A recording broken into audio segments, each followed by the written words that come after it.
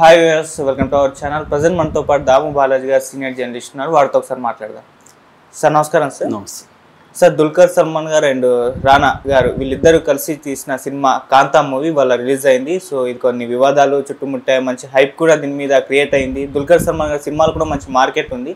మరి ఆ నేపథ్యంలో కాంతా సినిమా పబ్లిక్ని అట్రాక్ట్ చేసిందా లేదా, ఎలా ఉంటుంది మీ రివ్యూ ఏంటి సినిమా మీద? కాంతా సినిమా దుల్కర్ సల్మాన్ హీరోగా రానా ఒక ముఖ్య పాత్ర చేశాడు. Plus Rana and Dulquer Salman ఇద్దరు కలిసి దీన్ని ప్రొడ్యూస్ చేశారు. అందువల్ల ఒక హైప్ వచ్చింది. రెండోది, ఈ మధ్య వస్తున్న జాన్రాస్లో ఇది ఒక డిఫరెంట్ జాన్రాగా కనబడడం, అంటే ఒక మహానటి లేకపోతే ఒక మణరత్నం ఇద్దరు ఇలాంటి జాన్రాలో ఇది ఉన్నట్టుగా మనకి కనిపించింది. సో అందువల్ల ఒక క్యూరియాసిటీ అయితే దీని మీద కలిగింది. సో ఈ సినిమా ఎలా ఉందనేది చూద్దాం. దీంట్లో దుల్కర్ సల్మాన్, తర్వాత సముద్రకని, రానా, భాగ్యశ్రీ బోర్సే వీళ్ళు ప్రధానంగా చేశారు. మిగతా చాలా మంచి కాస్టింగ్ అయితే ఉన్నారు. ఇక డైరెక్షన్కి సంబంధించి సెల్వమణి నాగరాజు డైరెక్ట్ చేశాడు. ప్రొడ్యూసర్లు ఇందాక చెప్పినట్టు వీళ్ళిద్దరు ప్రొడ్యూసర్లు. ఇక మ్యూజిక్ వచ్చి జేక్స్ విజయ్, మలయాళీ మ్యూజిక్ డైరెక్టర్, అతను చేశాడు. దాని తర్వాత డానీ సంచేజ్ లోపజ్, స్పానిష్ కెమెరామెన్, మనకి మహానటి కూడా ఈయన చేశాడు. చాలా వాటికి ఈ మధ్య ఇండియన్ ఫిల్మ్స్కి చేస్తున్నాడు. సో ఇక కథగా చెప్పాలంటే ఇది ఒక రియల్ స్టోరీ బేస్ చేసుకొని తీసిన కథ. రియల్ స్టోరీ ఏంటంటే 1934 నుంచి 50 వరకు తమిళ ఇండస్ట్రీలో సూపర్ స్టార్గా వెలుగొందిన ఎంకే త్యాగరాజ్ భాగవతార్ అంటారు, ఆయన్ని ఎంకేటి అంటారు. ఆయన కథను బేస్ చేసుకొని, ఎందుకంటే ఆయన లైఫ్లో కూడా ఆయన ఒక హత్య కేసులో ఇరుక్కొని ఆయన దాదాపు 2 ఏళ్ళు జైలుకి వెళ్ళి వచ్చాడు. సో ఆయనకి అప్పట్లో డైరెక్టర్కి మధ్య ఒక గొడవ జరిగేది. సో ఆయన నేపథ్యాన్ని తీసుకొని వీళ్ళు ఫిక్షనలైజ్ చేసి ఈ సినిమా తీశారు. ఈ త్యాగరాజ భాగవతార్ మనవడు కూడా దీని మీద కేసు కూడా వేశాడు. ఇది మా గ్రాండ్ ఫాదర్ని తప్పుడుగా చిత్రీకరించి తీసిన సినిమా అని, బట్ కోర్టు దీనికి స్టే కానీ ఇవ్వలేదు. అందువల్ల రిలీజ్ అయితే అయింది. సో దీన్ని బేస్ చేసుకొని ఇప్పుడు ఈ సినిమాలో కథ ఏంటంటే, బేసిక్గా ఇది నిజానికి పెద్ద కథగా ఏం లేదు, సింపుల్ లైను. దీంట్లో దుల్కర్ సల్మాన్ హీరోగా చేశాడు. కేటీ మహాదేవన్ ఆయన పేరు, టీకేఎం అంటారు, టీకే మహాదేవన్. సో ఈ సముద్రకనేమో డైరెక్టర్గా చేశాడు, అయ్యా ఆయన పేరు. ఈ అమ్మాయి ఏమో ఆ సినిమాలో హీరోయిన్గా చేసింది, కుమారి ఆమె పేరు. తర్వాత హత్య కేసుని ఛేదించే ఇన్స్పెక్టర్గా రానా చేశాడు, దేవరాజు ఆయన పేరు. ఈ ప్రధానంగా 4 క్యారెక్టర్ల చుట్టూ తిరుగుతుంది సినిమా.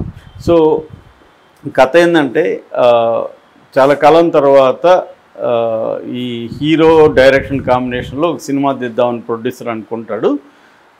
కానీ వీళ్ళిద్దరి మధ్య ఈగో ఉంటుంది. కానీ ప్రొడ్యూసర్ కోసం ఇద్దరు కూడా ఒప్పుకుంటారు. ఎందుకంటే ఒకప్పుడు మహాదేవన్ని హీరోని తయారు చేసింది అయ్యా అనే డైరెక్టరే.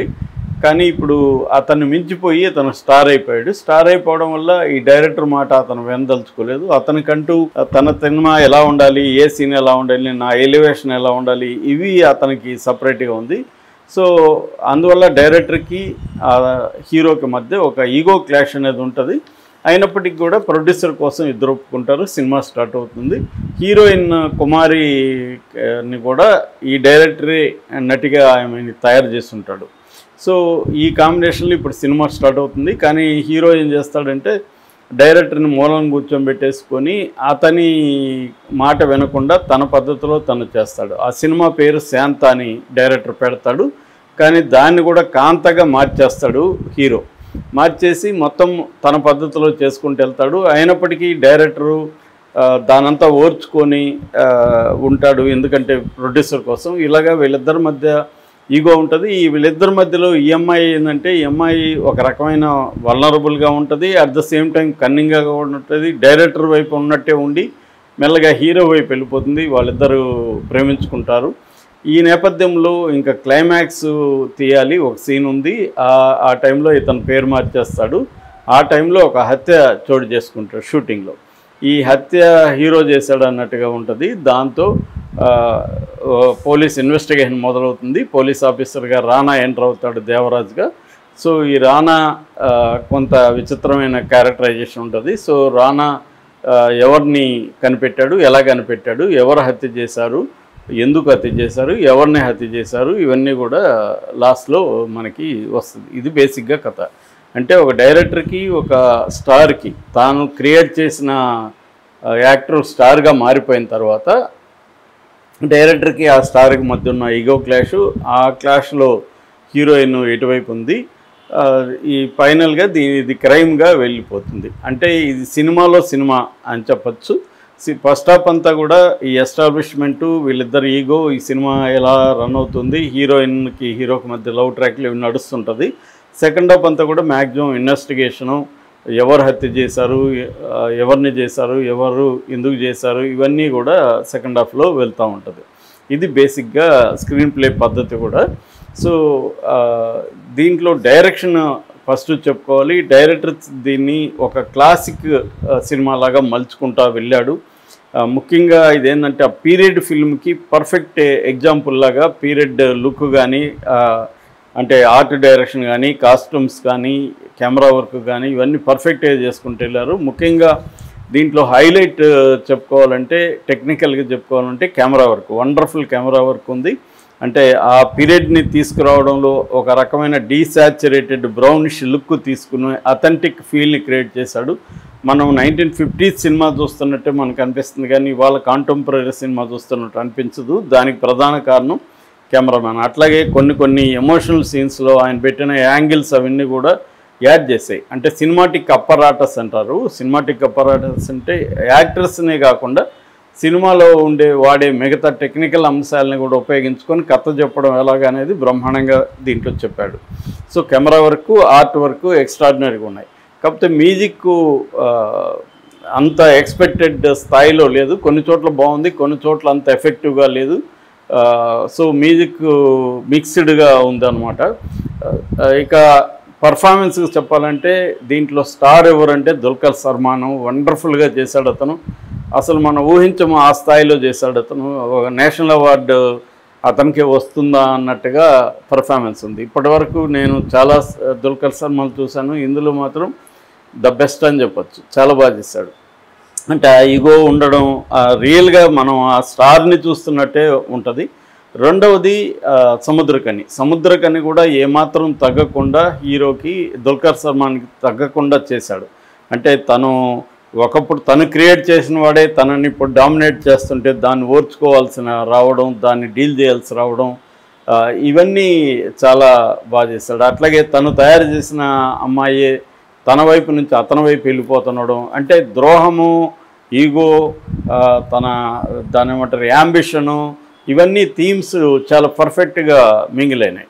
సో అట్లా ఈ అమ్మాయి కూడా బాగా చేసింది. తను కళ్ళతో ఎక్స్ప్రెషన్ అనేది ఇంతకుముందు నేను ఇప్పుడు అమ్మాయి సినిమాల్లో ఈ కైండ్ ఆఫ్ చూడలేదు. కళ్ళతో అమ్మాయి చాలా పర్ఫామ్ చేసింది. అమ్మాయి పొటెన్షియల్ని ఎక్కువ వాడుకోలేదేమో అనిపిస్తుంది. అలాగా మేజర్గా ఉన్న ఆర్టిస్టులంతా బాగా చేశారు. అయితే రానా ముందు నుంచి కూడా రానా సటిల్గా చేయలేడు. అతనిది లౌడ్ క్యారెక్టర్ ఎప్పుడైనా. సో క్లియర్గా తేడా కనబడుతున్నాయి. రానా బదులు ఇంకొకరు సెటిల్గా చేసే వ్యక్తిని ఉంటే బాగుండేమో అనిపించింది నాకు. రానా కొన్నిటికి సూట్ అవుతాడు, కానీ దీంట్లో లౌడ్ అయిపోయింది. అంటే ఓవరాల్ ఒక సిస్టమ్ని తీసుకొచ్చారు, ఆర్టిస్టుల పర్ఫార్మెన్స్ ఇవన్నీ. దాంట్లో కొద్దిగా ఆర్డ్గా రానాది ఉంది. సో ఓవరాల్గా పర్ఫార్మెన్స్లు, టెక్నికల్ ఆస్పెక్ట్స్ ఇవన్నీ బాగున్నాయి. కాకపోతే దీంట్లో మేజర్ ప్రాబ్లం నాకు తెలిసి స్క్రిప్ట్లో ఏమైందంటే, ఇది జరిగిన కథల్లో ఉండే ప్రాబ్లం చాలాసార్లు ఏంటంటే, జరిగింది కాబట్టి అలా పెడదాం అనుకుంటా. జరిగిందా లేదా అనేది ఆడియన్స్కి అనవసరం, సినిమాగా బాగుందా లేదా అనేది ఆడియన్స్ చూస్తారు. కాబట్టి ఈ చాలా బయోపిక్స్లో ఉండే ప్రాబ్లమే దీంట్లో ఉంది. అందువల్ల మనకేమైపోతుందంటే, అక్కడ జరిగి ఉండొచ్చు కానీ మనకు అలాంటివి 100,000 వచ్చేసినాక దాంట్లో ఏమీ సర్ప్రైజ్ ఎలిమెంట్స్ ఉండవు. అలాగే మనకి చాలా చోట్ల ముఖ్యంగా సెకండ్ హాఫ్లో చాలా స్లోగా, చాలా బోరింగ్గా చాలా సీన్లు ఉన్నాయి. అవన్నీ ఎడిట్ చేసి ఉండొచ్చు. దాదాపు 2 గంటల 40 నిమిషాలు ఉంది ఈ సినిమా. ఇంకొక 20 మినిట్స్ లేపేసి ఉంటే క్రిస్ప్గా బాగొచ్చుండేది. సో అంటే స్క్రిప్ట్లో ప్రాబ్లము, దాన్ని ఎడిటర్ కూడా కట్ చేయకపోవడం ఎడిటర్ ప్రాబ్లం. మనకి ఇక్కడ ఎడిటర్కి ఫ్రీడమ్ అనేది ఉండదు. డైరెక్టర్ చెప్పినట్టు ఎడిటర్ వింటారు ఎక్కువ భాగం. సో లెంగ్త్లు ప్రాబ్లం కొన్ని చోట్ల ఎఫెక్టివ్గా లేదు. అట్లాగే వీళ్ళిద్దరి మధ్య ఈగో క్లాష్కి కారణం ఏంటి అనేది కూడా సరిగ్గా ఎస్టాబ్లిష్ కాలేదనిపించింది. అట్లాగే ఎంఐ క్యారెక్టర్ కూడా ఫుల్గా దాన్ని